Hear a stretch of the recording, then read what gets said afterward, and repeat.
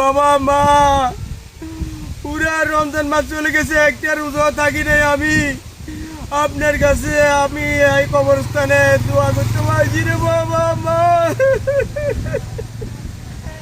শুনেন সবাই, আপনার সন্তানকে নেককার বানাবেন, আপনার সন্তানকে পরহেজগার বানাবেন, আপনার সন্তানকে 5 ওয়াক্ত নামাজ যেন পড়তে পারে ওই রকম বানাবেন, শিক্ষা দিবেন।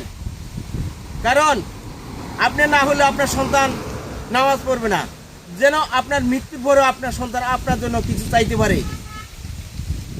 আপনার সন্তান যদি নেককার না বানান, তাহলে আপনার সন্তান নেশা করবে, চুরি করবে, ডাকাতি করতে পারে, অবৈধ কাজে জড়িত থাকতে পারে, আপনার জন্য কিছু করবে না। রমজান মাস চলে যাবে, 30টা রোজা, আপনার জন্য কিছু বলবে না। ঈদের দিন অত ঈদের নামাজ পড়তে পারে, না হতে পারে, যদি পড়ে নামাজ পড়ে আপনার কবরস্থানে যায় এরই অত দোয়া দূর পড়তে পারে, নাও পড়তে পারে। যদি পড়ে ওই সময় কি বলবে, কি শিখবে, কি শিখবে, কি বলবে?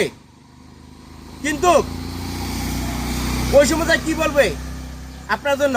আপনার শিক্ষা যেমনি দিয়েছেন ওরকম বলবে, কাঁদি কাঁদি বলবে, বাবা আমি আপনার জন্য কিছু করতে পারি নাই, আমি 30টা রোজা থাকতে পারি নাই। ওই কথা বলবে?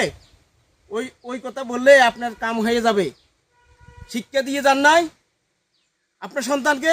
যদি শিক্ষা দিতেন ওই সময় আপনার জন্য আপনার সন্তান আল্লাহর কাছে মাপ চাইতো, কাঁদি কাঁদি মাপ চাইতো।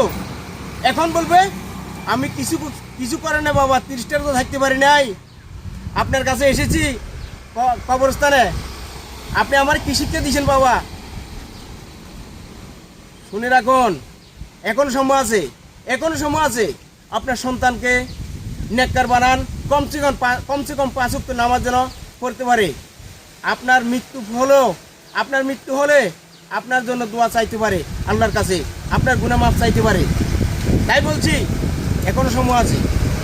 আমাদের কথাগুলো ভালো লাগলে, আমার কথাগুলো যদি ভালো লাগে, সবার কাছে শেয়ার করে ছড়িয়ে দিন, সবাই যেন দেখতে পারে। ধন্যবাদ।